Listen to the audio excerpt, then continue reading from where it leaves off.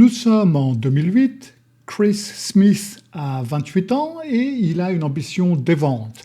Il travaille dans un secteur que l'on appelle la captation de prospects.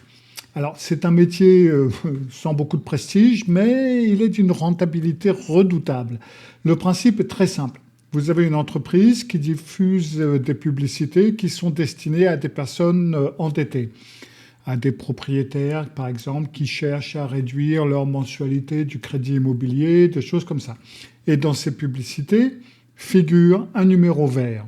Les gens appellent, leurs coordonnées sont enregistrées et après, l'entreprise revend ces informations à des courtiers et à des organismes de rachat de dettes diverses, enfin, à quiconque qui est prêt à payer pour avoir accès à ces données.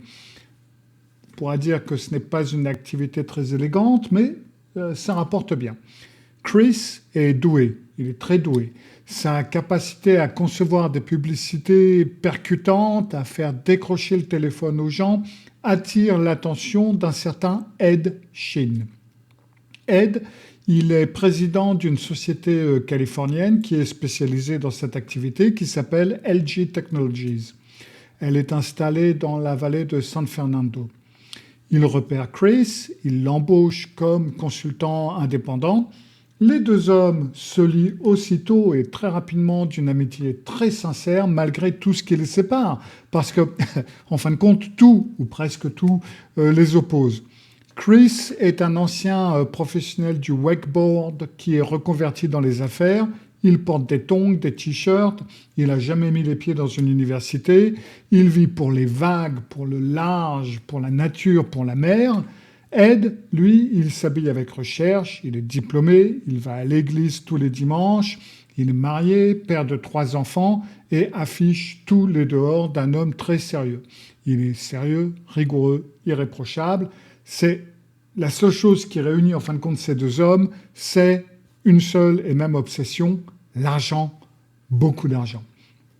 Ils travaillent donc ensemble chez LG Tech et ils tirent très bien leur épingle du jeu. Et puis, à un moment donné, ils ont une idée, mais pourquoi est-ce qu'on partage les bénéfices avec un patron quand, en fin de compte, on sait très bien tout faire tout seul et on pourrait tout garder pour nous? Donc, début 2009, ils quittent LG Technology et fondent leur propre société 800 Exchange. Et c'est là que les choses vont prendre un tout nouveau détour, un tout nouveau virage, et c'est ce que nous allons voir dans ce récit de Londres.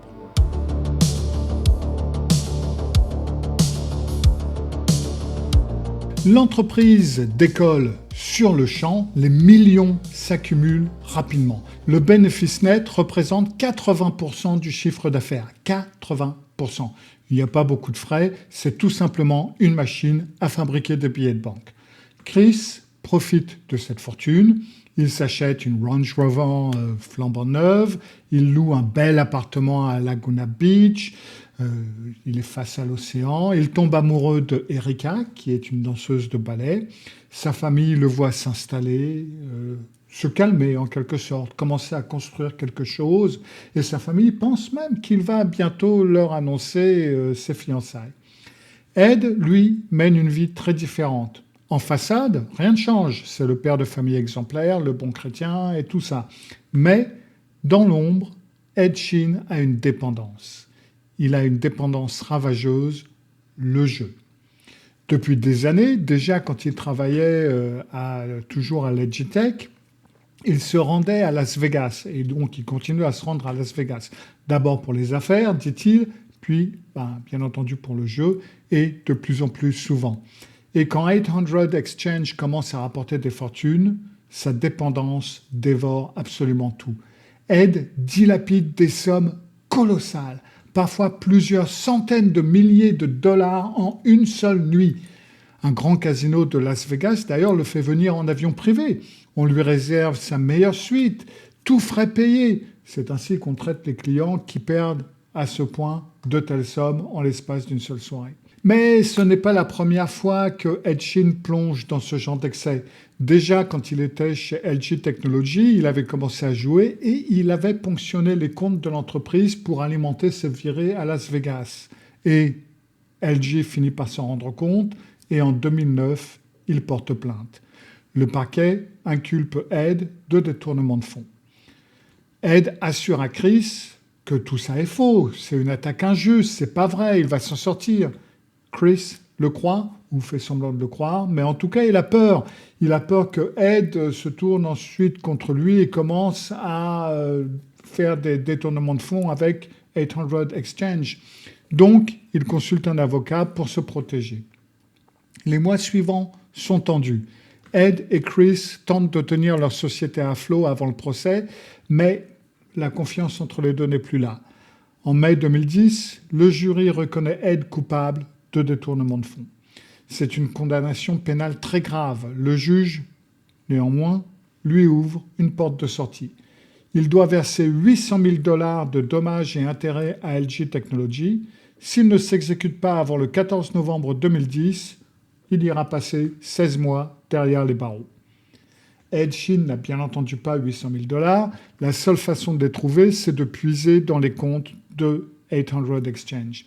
Mais pour ça, il lui faut la signature de son associé. Chris Smith possède la moitié de la société. Sans son accord, Ed ne peut rien faire. Ed va donc le trouver. Il lui demande de signer. Et Chris refuse de signer. Il lui dit « Non mais attends, moi j'ai pas envie que tu m'exploites à mon tour ». Donc plusieurs semaines de discussion s'écoulent et Chris finit par céder. Il accepte de se retrouver avec Ed pour tenter de négocier une issue, une voie de garage en quelque sorte. Et le 4 juin 2010, en fin d'après-midi, Chris Smith se rend dans les bureaux de 800 Exchange à San Juan Capistrano. Il a demandé à son avocat, Ernesto Aldover, de préparer les documents nécessaires à la cession de ses parts pour $1 million. L'idée est simple, Chris vend sa moitié, Ed règle ses dettes avec l'argent de la société et chacun repart de son côté. Chris empochera $1 million, pourquoi pas. Une fois le million en poche, Chris va fêter ça. Et donc, quelques jours plus tard, la famille de Chris reçoit un courriel. Chris explique qu'il a donc vendu ses parts, qu'il rompt avec Erika et qu'il part en voyage. Un voyage extraordinaire. Il a affrété un yacht de 14 mètres, il a engagé un capitaine, il a recruté un cuisinier, direction les îles Galapagos et le Costa Rica. Et Chris part accompagné d'une nouvelle petite amie, une ancienne modèle du magazine Playboy prénommée Tiffany. La famille est surprise par la rupture avec Erika parce qu'elle était convaincue qu'elle deviendrait la Madame Smith qu'ils attendaient tant. Mais le voyage en lui-même ne les étonne pas parce que Chris a toujours dit que le jour où il aurait réussi, il prendrait la mer, irait surfer et couperait les ponts avec le monde. Il vient de vendre sa part de l'entreprise qui valait des millions pour $1 million, donc c'est assez dans sa façon d'être. La famille lui souhaite donc un bon voyage. 3 semaines passent et un nouveau courriel arrive. Le voyage est merveilleux, il décide de le prolonger, il va faire le tour du monde, il a besoin de temps pour lui. Et la famille répond, porte-toi bien, on se verra, quand tu reviendras. Et au fil des semaines, au fil des mois, il y a des choses qui changent. Les courriels de Chris deviennent plus sombres. Il parle de consommation de drogue. Il laisse entendre qu'il songe à se faire du mal. Ses parents commencent à s'alarmer, ils lui demandent de rentrer ou tout du moins de convenir d'un lieu de retrouvailles où ils peuvent se retrouver. Mais à chaque fois, à ce moment-là, le ton du courriel suivant change et vire à la bonne humeur. Non, c'est bon, je vais très bien, j'ai besoin de temps pour moi, c'est tout. Steve Smith, le père de Chris, est un ancien policier et donc il flaire quelque chose d'anormal. Il se dit, c'est pas possible. Il y a quelque chose qui ne va pas. Mon fils n'écrit pas comme ça. Donc, en bon policier, il pose une question à son fils, une question simple, celle qu'on ne pose seulement à quelqu'un pour vérifier qu'il est bien la personne qu'il prétend être. Chris, dis-moi, sur quel lac habitait-on et quel type de bateau avions-nous? Et la réponse que donne Chris est tout à fait exacte. Même s'il y a quelque chose dans la tournure des phrases qui ne ressemble pas à Chris, il y a des mots inhabituels, il y a des formulations un peu courtes, il y a des choses qui sonnent faux, néanmoins, la réponse est bonne. En décembre 2010, Chris contacte son frère Paul pour lui proposer de le rejoindre au Costa Rica en février suivant. Paul accepte, ravi, toute la famille respire un petit peu. Ouf, l'un des leurs va enfin voir Chris et s'assurer que tout va bien.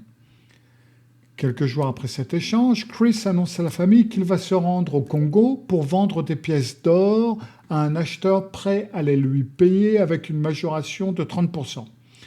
Ce courriel date du 26 décembre 2010. Chris y parle de l'Afrique, donc de cette rencontre, de Krugerrands à vendre, puis plus rien. Le silence. La famille s'inquiète, mais la venue de Paul au Costa Rica est imminente, donc tout le monde préfère attendre. En février 2011, donc, Paul appelle l'hôtel au Costa Rica pour confirmer la réservation que Chris était censé avoir effectuée, mais l'hôtel n'a absolument aucune réservation au nom de Chris Smith. Paul tente de le joindre, rien. La famille alerte le département d'État aux États-Unis, le département d'État américain. Le département d'État vérifie donc le passeport de Chris et il leur annonce que Chris n'a jamais quitté le territoire américain. Pas une seule fois en un an, aucun voyage autour du monde. La famille refuse d'y croire. Steve Smith va trouver Ed Sheehan en personne. Ed hausse les épaules. Et Chris possède un faux passeport, explique-t-il, et c'est donc pour ça qu'aucun déplacement n'apparaît sous son vrai nom.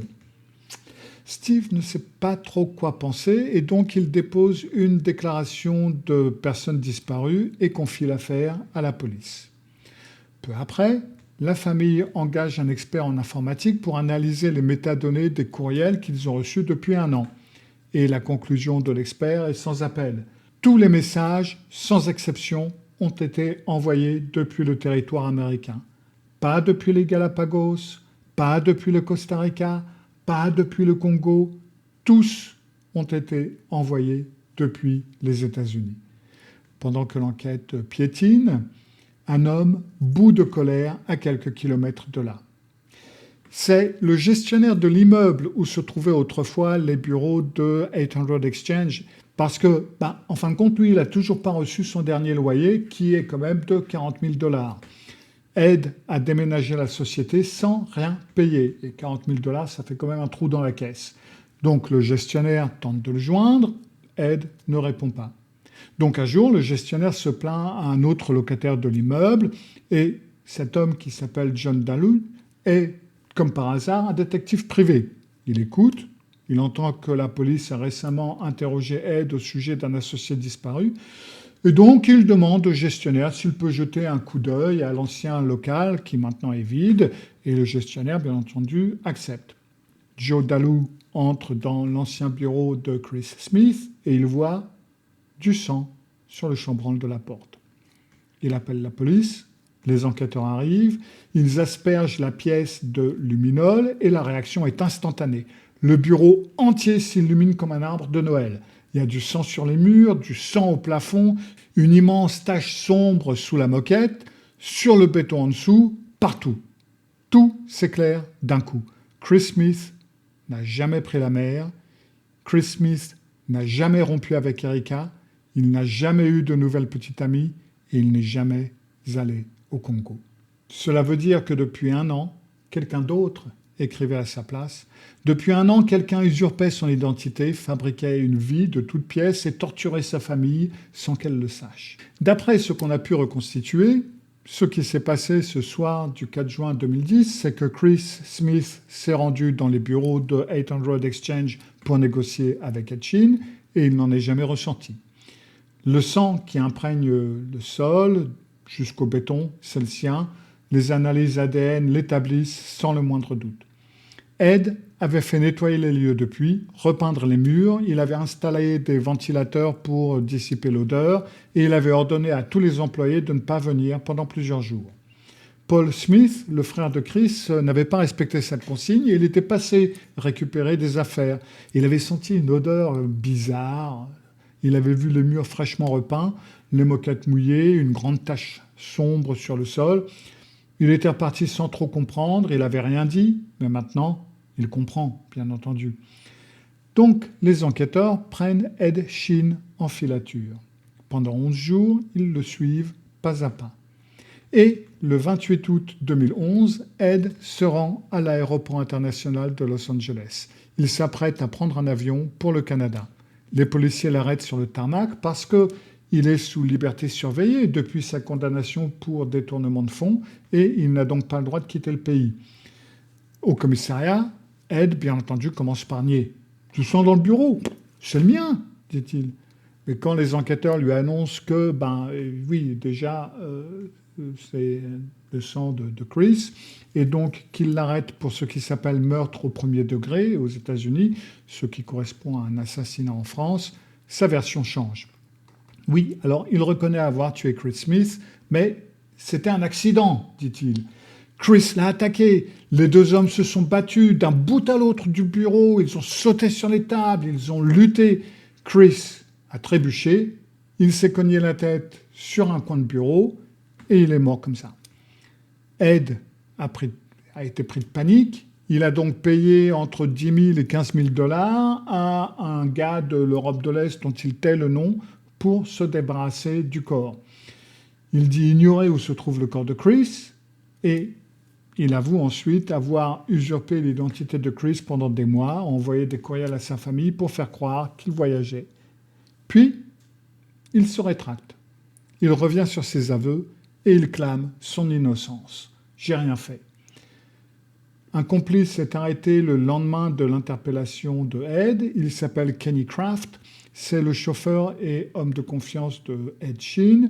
Il reconnaît avoir aidé Ed à se débarrasser de la voiture de Chris, de ses vêtements et de ses affaires personnelles.